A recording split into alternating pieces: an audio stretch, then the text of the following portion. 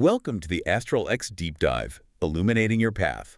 I'm Solarian Zephyr, your cosmic strategist, and I'm here with Lunaria Selene, your intuitive guide. We bridge celestial wisdom to unlock your modern path, discovering guiding starlight insights and exploring powerful cosmic energies. So how do planetary transits shape your story today? That's the big question, always. Indeed. And today, well, we're diving deep into a really fascinating source. It's a guide to the 2025 astrological forecast, specifically crafted for you, someone walking the world with a Leo sun and Sagittarius rising. And our mission here, it's not just to read it out. We want to really extract the vital nuggets, understand the core energies, the challenges, what this specific cosmic blueprint means for your year ahead. Yeah, get right into it. Now, this guide describes your core archetype for 2025 as the solar sovereign riding the centaur's path. That's quite an image. It really is. What does that suggest, that archetype for you in 2025? Well, it perfectly captures that blend, doesn't it? Your Leo sun, that's the radiant core, the creativity, the need to shine. That's the solar sovereign. Right, ruler within. Exactly. And then your Sagittarius rising, that's how you meet the world, the adventurer, the truth seeker, always looking out, That's the centaur's path. Okay. So 2025 is sort of framed as the year you really embody that sovereign whose rule, well, it's expressed through journeying, where your wisdom and fire are shared on the path. Like a throne that travels with you. Oh. Interesting. The guide points out that the core challenge for you this year revolves around reimagining your roots. Where does that energy hit in your chart specifically? Okay. This is where the intensity really focuses. The defining energy for 2025 for so many is that potent Neptune-Saturn conjunction in Aries. Right. We've been hearing a lot about that one. Yeah. And it's active for quite a while, February through August, with the exact hit on June 29th. Now, for you, with that Leo Sun-Sag rising combo, this powerful meeting point, it's happening squarely in your fourth house. The fourth house. Wow.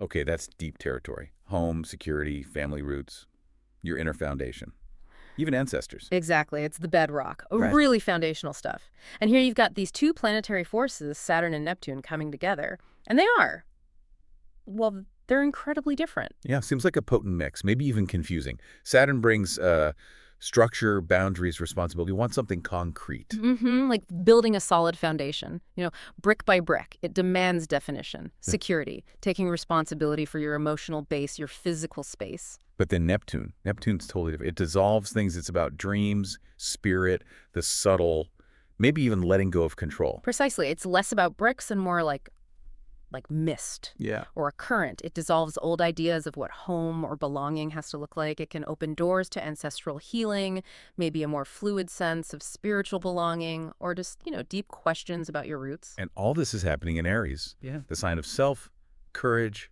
independence, new starts. So you're meant to build structure with Saturn, navigate dissolution and spirit with Neptune, and do it all with this Aries drive for independence and authenticity right in your most personal zone. Yeah. Wow, that sounds like pressure. It definitely creates pressure. Yeah. Yeah, the guide uses these really evocative terms like quantum fluctuations in your hearth. Okay. And the wave-particle duality of belonging. Basically, it highlights this tension. Saturn pushes you to define and secure your base. This is me, my home, my identity.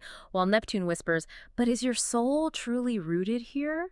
Does this resonate deep down? So the challenge is holding both, being the solid, secure particle, the Saturn-Aries bit, and the fluid, spiritual wave, the Neptune part. Exactly. Learning to embody that duality within your emotional core, your sense of belonging. And the guide is clear. This isn't necessarily about instability causing chaos. It's more like the friction needed to forge something new, a more authentic inner sanctuary. Refining your idea of home down to what's truly yours. Right. Distilling it. Okay, so that Neptune-Saturn conjunction in the fourth, that sounds like the deep underlying theme for 2025. But there must be other things going on too, right? Other transits shaping the journey. Oh, absolutely. Alongside that deep work, the guide highlights a really key energy shift. Jupiter moving into Gemini.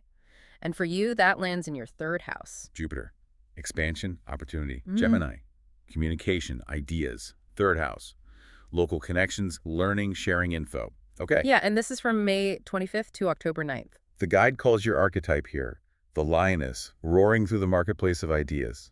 I like that. Really speaks to the Leo Sag energy. Doesn't it? It's such a great fit. Jupiter expands whatever it touches. So in Gemini in the third house, it means a big expansion in your thinking, your voice, how you interact with your immediate world.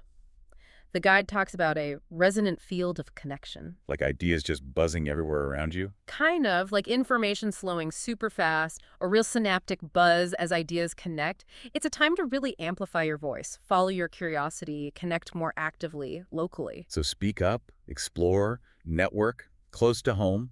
Exactly. Your communication gets this magnetic quality, or it draws people opportunities. The guide even gives a somatic anchor for it, like a physical feeling. Oh, like what? You might feel a buzzing in your fingertips, maybe a lightness in your chest or lungs, warmth from your heart when you're speaking your truth. Feeling it in the body. Yeah. That helps ground it, yeah. How does it suggest working with that feeling? It suggests connecting to the earth through your feet, that Sagittarian grounding, even with all the fire, and then letting your words flow out from your throat like golden fire. Okay, visualizing that. Your voice becomes your power tool, curiosity your guide. The affirmation nails it. My voice is my scepter, my curiosity is my crown. Powerful. And the guide mentions the historical echo, Maya Angelou. Yes, what a wonderful example. She had that incredible leonine presence, that command of language, but she used it to deliver these deep Sagittarian truths that reach at everyone. Her voice was her throne room and her arrow, you know. Wow, yeah, okay. And there's a ritual, a curiosity walk. Around the new moon in Gemini, it's active. Like, grab a notebook, let your intuition lead you around your neighborhood, maybe even strike up a conversation with a stranger. Jot down insights. And then And then end by literally roaring, maybe not literally roaring, but powerfully speaking one truth you discovered out loud. It blends that Sagittarian exploration, Geminian idea exchange, and the leonine bold expression. That sounds kind of fun, actually. The guide connects this culturally to eat, pray, love meets hidden figures. Okay, eat, pray, love, the local journey, I get. But hidden figures, how does that fit? Well, that connection points to using your sharp mind, your unique perspective, that Leo-Sag brilliance in this expanded communication field.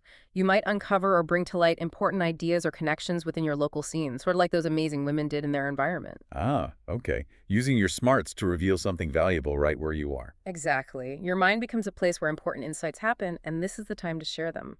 Fascinating. Okay, let's circle back to that really deep, challenging energy we started with, the Neptune-Saturn conjunction in Aries. The guide revisits it, especially around the peak in late June. Yes, this is the absolute core of that reimagining your Ruth theme. The archetype shifts here to the sovereign gazes into the smoky mirror of origin. Smoky mirror.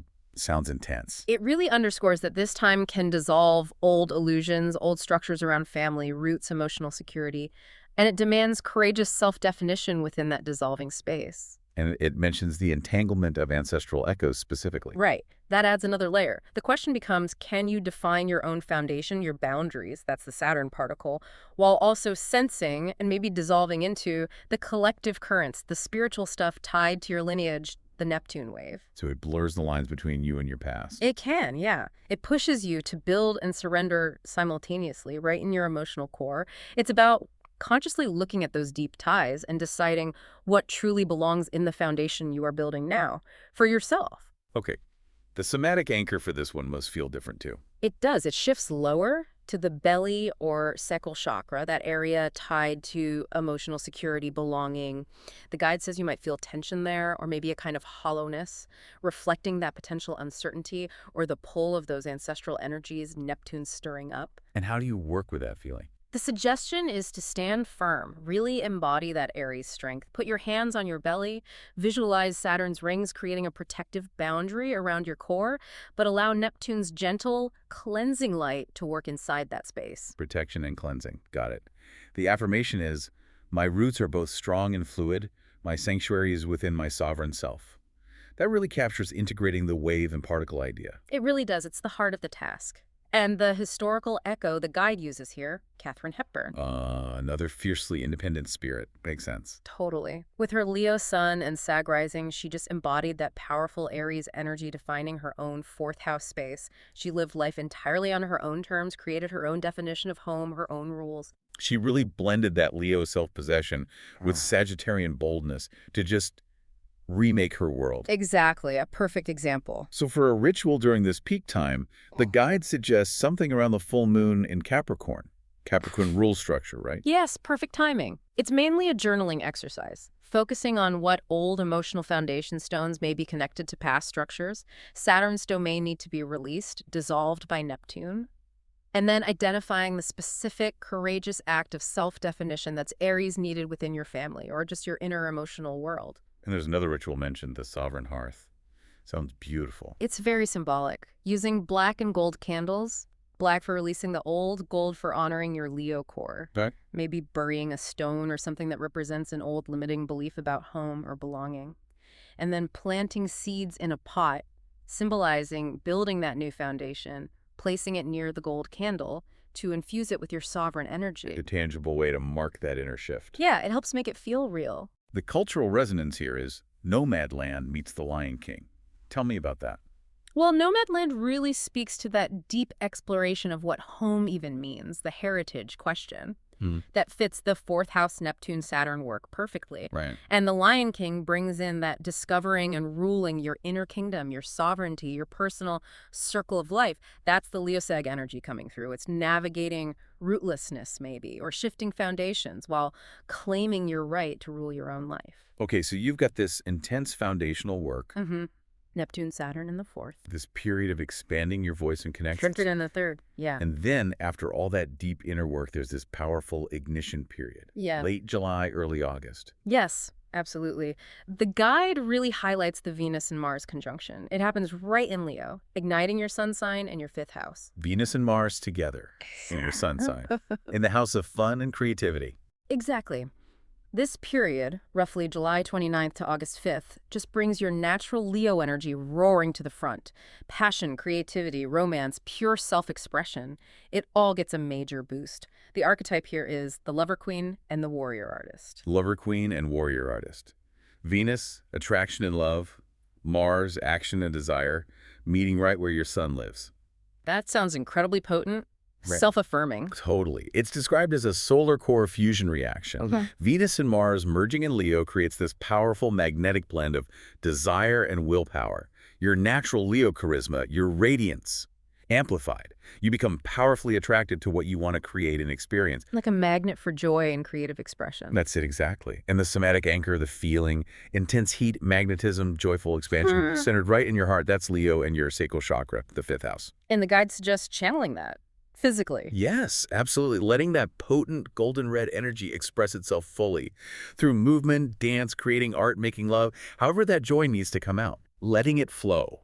The affirmation is, my passion is sacred fire. My creativity is divine play. I attract what mirrors my radiance. Love that. It's very empowering, isn't it? Yeah. And the historical echo is Frida Kahlo. Brilliant choice, right? She just embodied that fiery Venus-Mars energy within her Leonine self. Her art fifth house was this intense arena for channeling both deep pain and fearless self-celebration, and her Sagittarian spirit gave her work that raw, philosophical truth. Her creations were such a powerful expression of her inner world. Absolutely. Okay, the interactive ritual for this one, around the new moon in Leo in August, sounds like pure fun. It really is. Just pure, joyful self-celebration. The guide suggests wearing gold or red Leo colors, creating something just for the pleasure of it. No judgment, no expectations. Just making something for joy's sake. Yeah, it's an act of declaring and owning your inherent worth, your creative power, and the declaration is key. I am the lover, I am the creator, I am the sovereign of my joy, saying it out loud. Powerful. And the cultural resonance, your Circe meets Issa, warrior princess's energy. Explain that one. Yeah, that pairing captures the empowerment, right? Circe owns her magic, maybe misunderstood, but powerful, that's Venus. Xena fights fiercely for her truth, her purpose, that's Mars. Okay. And both have this sovereign presence, Leo, combined with a kind of wild wisdom, Sagittarius. It's about fully stepping into your power, owning your creative space, and defending your right to your own joy. Wow, okay. So you've got this year defined by deep foundational work. Neptune-Saturn. A time of expansive communication. Saturn in the third, yep. And this powerful ignition of your personal fire. Venus and Mars in the fifth. Big time. The guide then kind of brings it all together by presenting this idea of choosing your quantum path, like 3 potential timelines, or ways you might integrate all this. Exactly. This is where your choices, your active engagement with these energies really matter.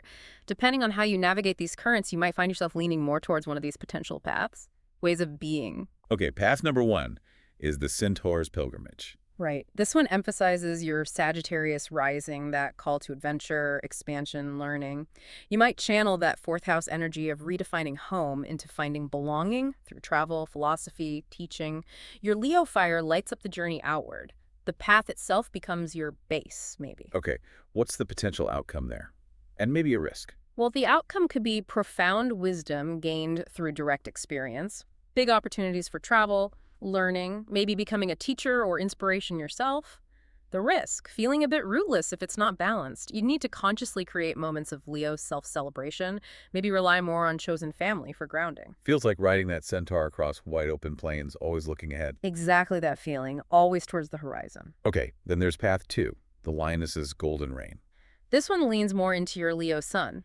It prioritizes creative expression, passion, relationships, establishing your authority, but within a newly defined sense of home and security that you forged through that fourth house work. So building your kingdom from the heart out. Kind of, yeah. Your Sagittarian energy fuels the depth or the reach of your creative expression, but the main focus is on your personal kingdom. And the outcome and risk for this path. Outcomes could be major creative breakthroughs, getting significant recognition, deepening a really passionate relationship, establishing a vibrant, heart-centered home base. The risk, maybe becoming a bit insular. You'd still need to consciously seek out that Sagittarian exploration, intellectual, spiritual, to keep your perspective broad and your fire fueled. This one feels like holding court in a beautiful sunlit palace you built yourself. That's a great way to put it, yes. Okay, and the third path? The Sovereign Archer's integrated realm. This is the one that consciously tries to weave both sides together. Your Leo passion and leadership with your Sagittarian exploration and wisdom. You use that foundational fourth house work to build a secure, authentic inner base that supports your adventures. So the foundation enables the journey. Exactly. And you express your deep Sagittarian truth through your radiant Leo creativity and passion. You actively use that expanded communication energy from Jupiter in the third to share this integrated light and wisdom. This sounds like... Yeah. Well, it sounds like the path that really integrates everything the year offers. It does seem to be presented that way. The potential outcomes are really powerful. Groundbreaking work that merges heartfelt truth with big vision. Leading or inspiring others with authentic charisma and philosophical depth. Experiencing deep personal joy and meaningful influence. Wow.